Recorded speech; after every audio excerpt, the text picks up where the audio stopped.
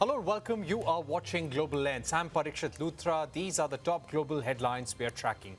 America's top trade negotiator Brendan Lynch arrives in India tonight to hold negotiations for the first time since the Trump administration imposed 50% tariffs. U.S. Commerce Secretary Howard Lutnick and top trade advisor Peter Navarro maintain their rhetoric on India over tariffs and Russian oil.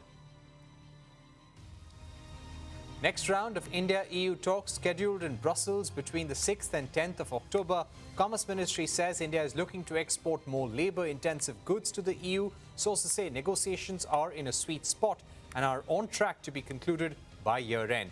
Delhi is also in talks for an FTA with several nations including Oman, Peru, Chile and New Zealand.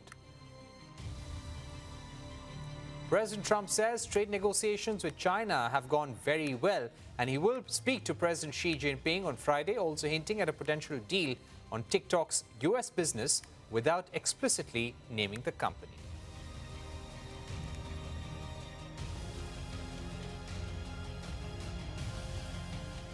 Straight to the global market action. The S&P 500 and Nasdaq hit a record high in early trade after US President Donald Trump's positive comments on China trade talks. But it was a mixed day for stocks across Asia. Indian benchmark indices snapped an 8-day winning streak, ending the day with marginal losses. China's Shanghai Composite ended in the red. Data shows that the country's economy slowed in August with retail sales and industrial output missing estimates. South Korea's Kospi hit a record high after the country scrapped a plan to raise taxes on stock investments.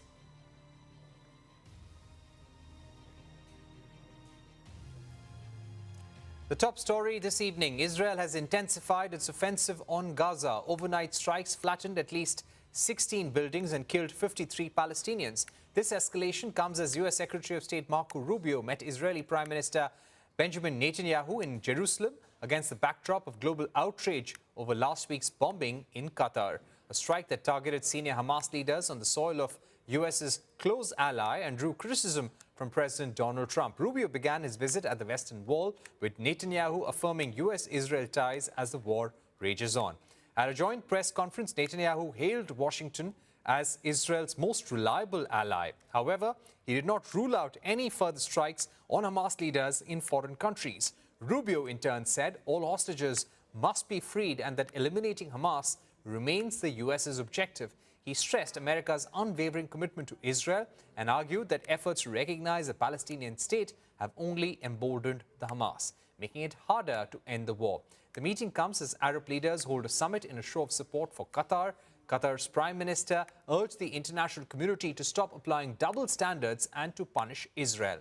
Since October 2023, Israel's war on Gaza has killed more than 65,000 people, wounded over 164,000, with thousands more still buried under the rubble. Joining me now to discuss this further, our former ambassador to Iran and UAE, Casey Singh, and former Israeli national spokesperson, Eylon Levy. Mr. Levy, let me begin by asking you, there is a lot of anger among leaders of the Arab League. They've gone on to say, and this is the Secretary General of the Arab League, that this silence to the act of thuggery by a rogue state is a crime itself, and enough of this. You've also got the Qatari Emir who's gone on to say that the Israeli strike and aggression is blatant, treacherous and cowardly. Turkey's leaders have gone on to say that this greedy, bloodthirsty mentality of Israel must end. So how do you address this anger, and will Israel go on to strike Hamas targets at other countries, in the Arab world? Indeed, Qatar has been able to buy a great deal of regional influence thanks to its incredible gas wealth. But that doesn't change the fact that Qatar is a state sponsor of terror. Qatar backs Hamas, Qatar funds Hamas, and Qatar shelters Hamas leaders on its soil, just like Pakistan sheltered bin Laden on its soil and other leaders of anti-Indian terrorist groups.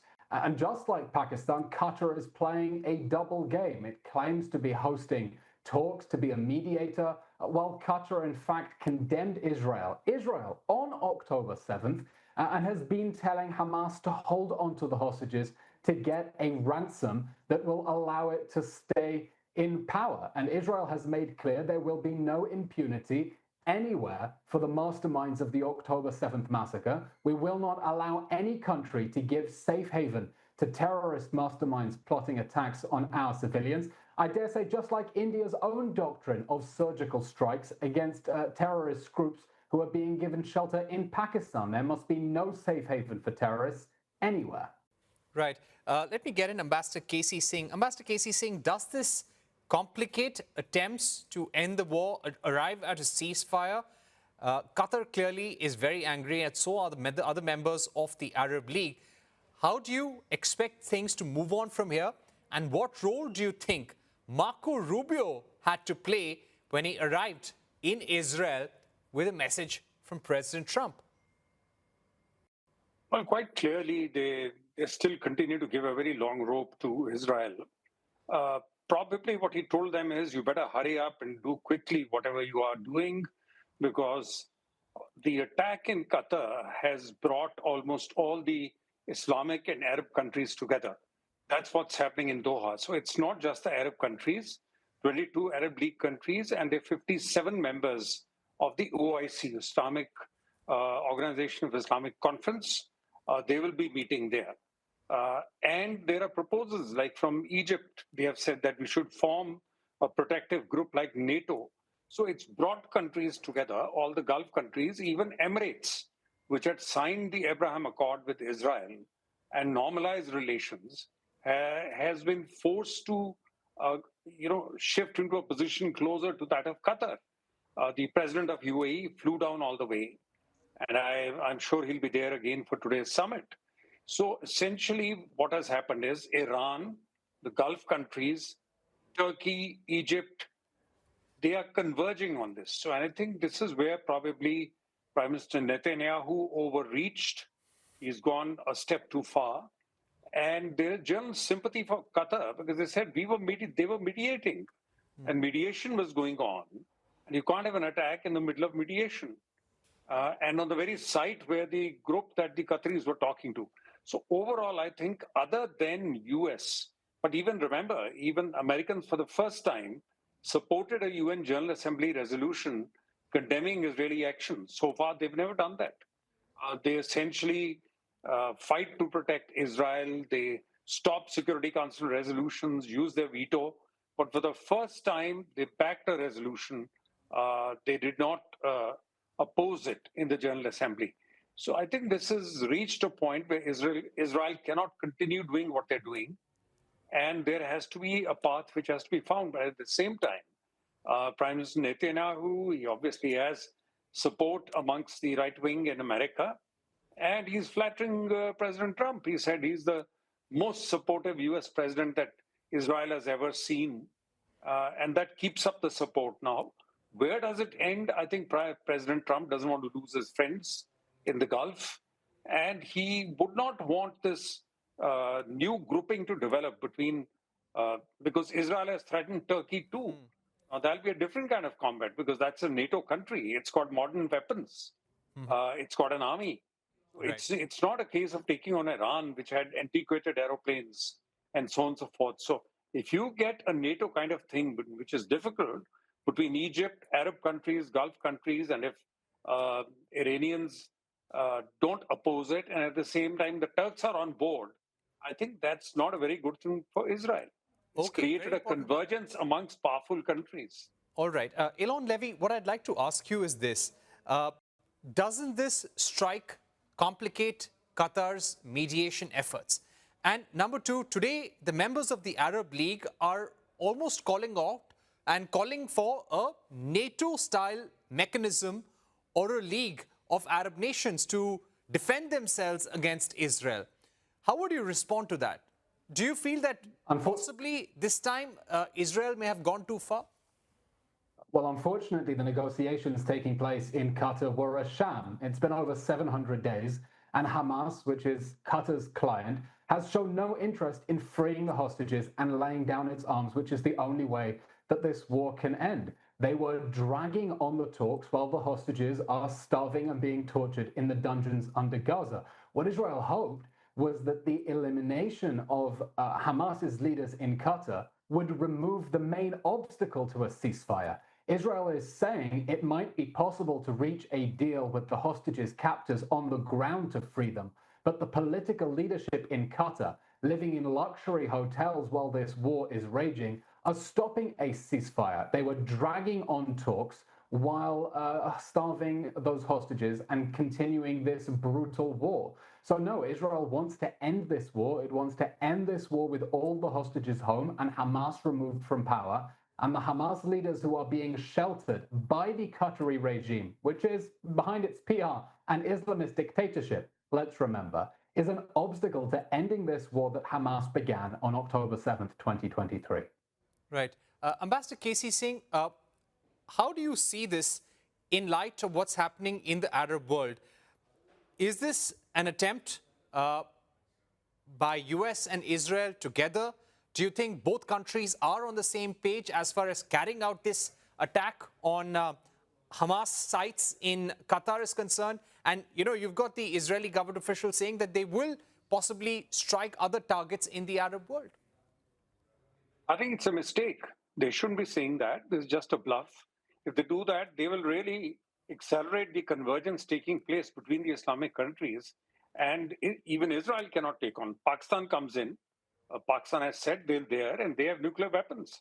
The only thing Israel has, which all these countries don't have, are nuclear weapons. And if Pakistan is a part of it, and from India's point of view, that's not a good development because it opens new doors for Pakistan in the Gulf, in West Asia, and gives them a very important role. And to that extent, India gets marginalized in that. So it's not good for us. So Israel, I don't know what we are telling Israelis privately, but I think enough time has passed. And what Israel wants is to eliminate completely the existence of Hamas or existence of people in Gaza and push them out. That's what they've been saying from day one. And they're pushing into the West Bank, which is against all UN resolutions. And they're cutting off the northern from the southern part so that you can never have a Palestinian state.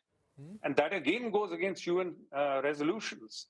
Now, they're very lucky that you got President Trump, but even Trump has been embarrassed because I don't think he expected that this kind of an attack will take place on Qatar because he went along with Israel on the attack on Iran, in fact, joined Israel in attacking Iran and the nuclear facilities there.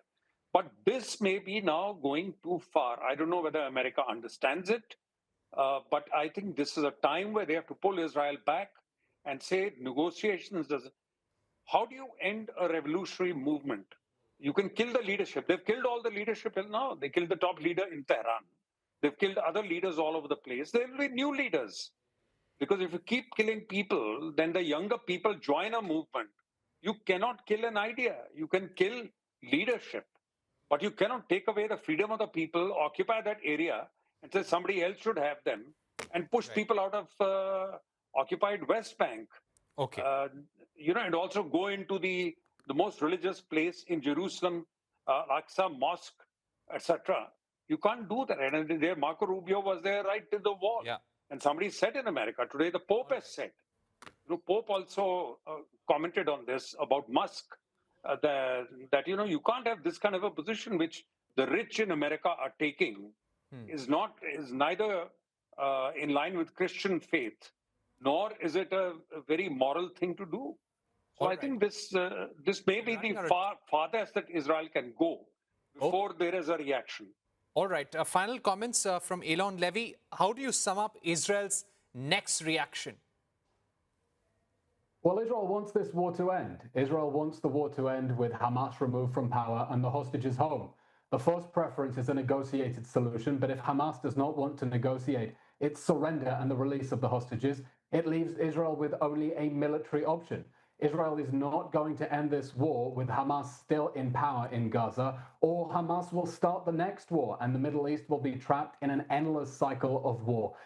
Secretary Rubio is in town today and he said the people of Gaza deserve a better future, but that future can only begin once Hamas is removed from power and those poor hostages are released. Hamas is holding up the whole region from moving on to a future of peace. And the more international pressure we get on the Hamas regime and its state sponsors, and that includes the Islamist dictatorship of Qatar, the sooner we can put this horrible war behind us and move towards a future of peace and reconciliation. Okay, we've run out of time, but thank you very much, Eylon Levy and Ambassador Casey Singh, for joining us for those very important views on that developing story in the Middle East. It's time for a short break here on Global Lens. Coming up next, Nepal has got an interim government led by Prime Minister Sushila Karki after days of Gen Z-led protests rocked the country. We discuss what's next for Nepal in a conversation with former ambassador to the country, Rakesh Sood.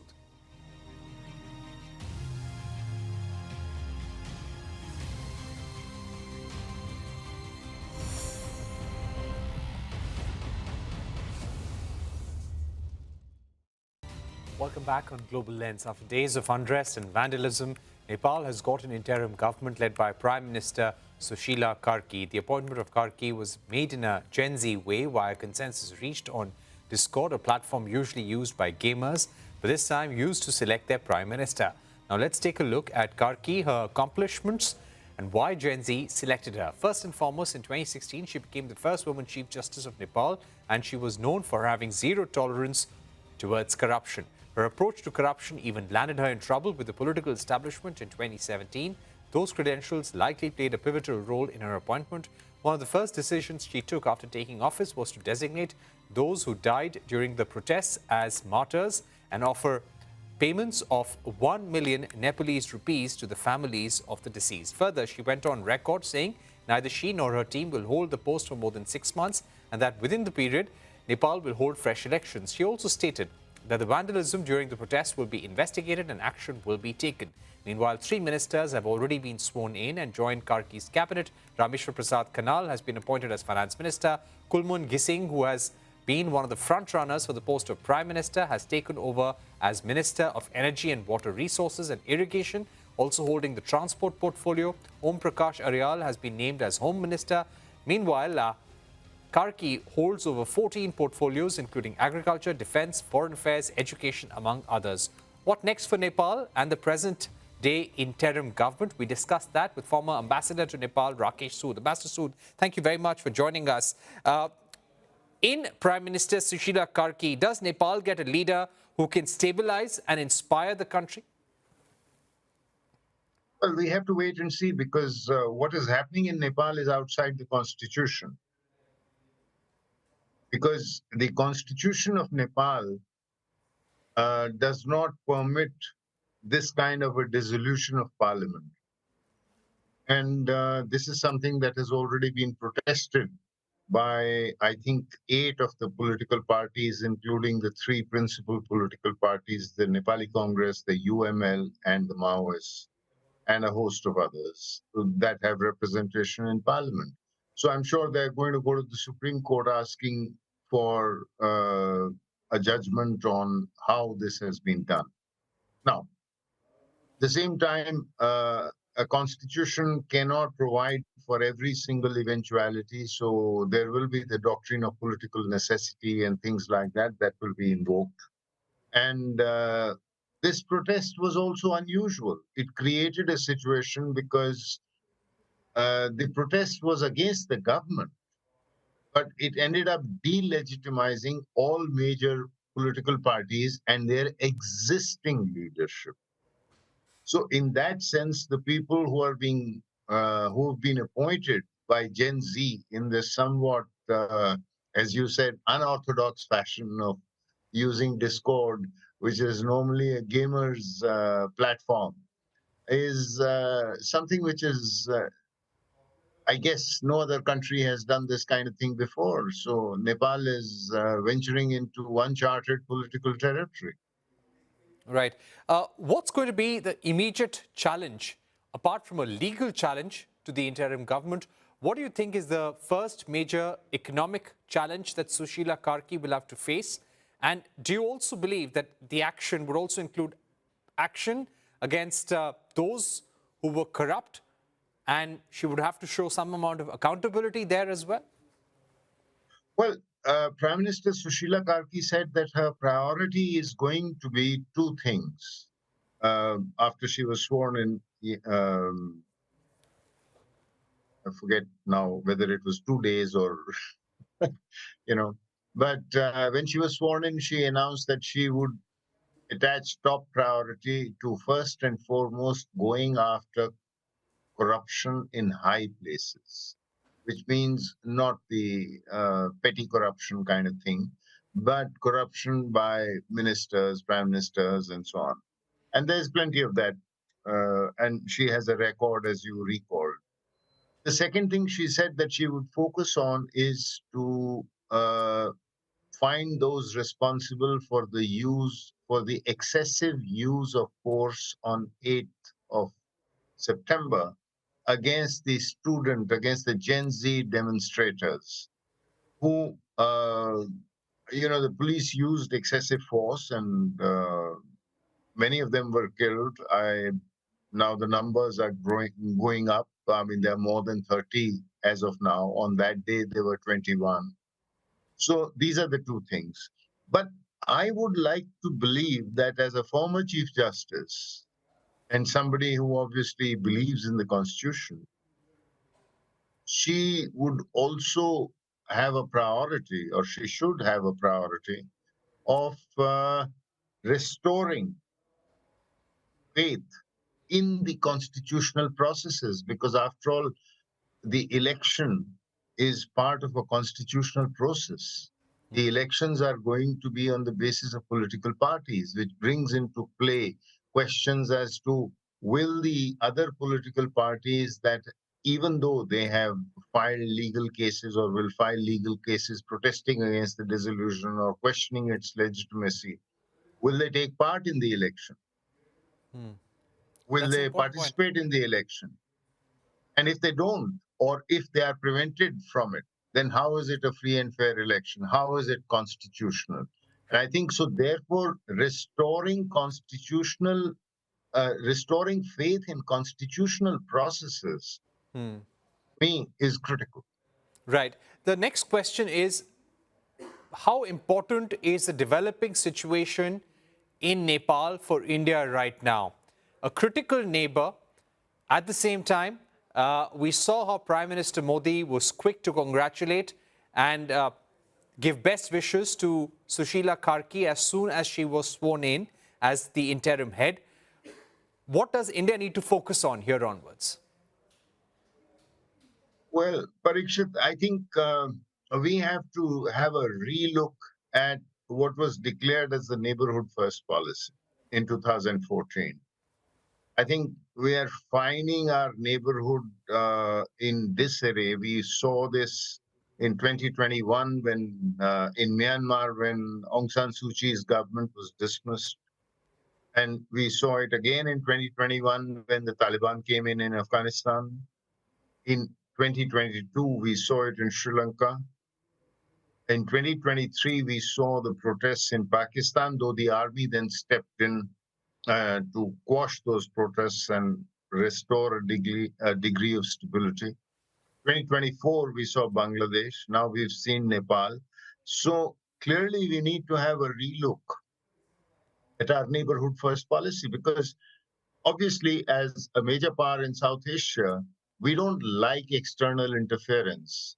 But if we see political fragmentation or political instability in the region, then it is almost an invitation for external powers to come in and make things difficult for us. And I think we need to have, therefore, a very careful relook. And Nepal is extremely important from this point of view, because Nepal is one neighboring country with which we have an open border, Right. which, of Also, course, currently it is sealed. Ambassador Sood, Currently it is sealed.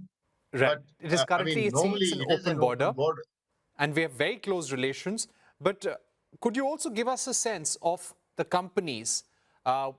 We have banking institutions which have a presence in Nepal. How closely linked are India and Nepal together? And how do we see the developments that will take place politically? Who are some of the new leaders who could emerge out of this crisis in the next 6 months? Well, Parikshit, our economic ties with Nepal are very, very close. So much so that, let me tell you, when Nepalese government or their or international organizations talk about Nepalese diaspora, they don't count the Nepalese who work in India as part of their diaspora. And that would give you an idea of how people work because of the constant toing and froing that goes on across the border between India and Nepal. There are people who live in Nepal and come to work every day in India and vice versa. And there are people who live in Nepal, but the shops in India are the ones that are dependent on customers from Nepal. So, but that apart, there is a huge amount of investment in Nepal, has been there for a long time, although in recent years, China has emerged also as a major investor in infrastructure in Nepal. But the people-to-people connect between India and Nepal is something which is very strong. However, I must caution that with Gen Z, it is not just the people-to-people connect between India and Nepal. It is a Nepali generation connecting globally. There is a slight difference. So I think we should be cautious and not overemphasize it because it can easily backfire. So that's Right. extremely important. The All right. second thing you said was about the new leaders. I think one thing is clear that all the old leaders are now tainted. They're soiled goods. I think their political future is over. Ironically, all the three major political parties, the Nepali Congress, the UML, and the Maoists, were actually facing general conventions within the next 6 months. And in all three cases, the existing leadership, namely former Prime Minister Oli, the president of the Maoists, the general secretary of the Maoists, Prachanda, Pushpakumal Dahal Prachanda, and the All right. Nepali Congress president, Sher Bahadur Dioba, were facing challenges in their forthcoming respective general conventions. Now, it is not just the new leaders who will come out of Gen Z and how they organize themselves politically for the elections, but also the existing political parties and who are the new leaders who are going to surface in the existing political parties. Right. That'll all be important to watch out for. Thank you very much, Ambassador Sood, for being with us on the program. With that, it's a wrap on another edition of Global Lens. Goodbye, and many thanks for watching.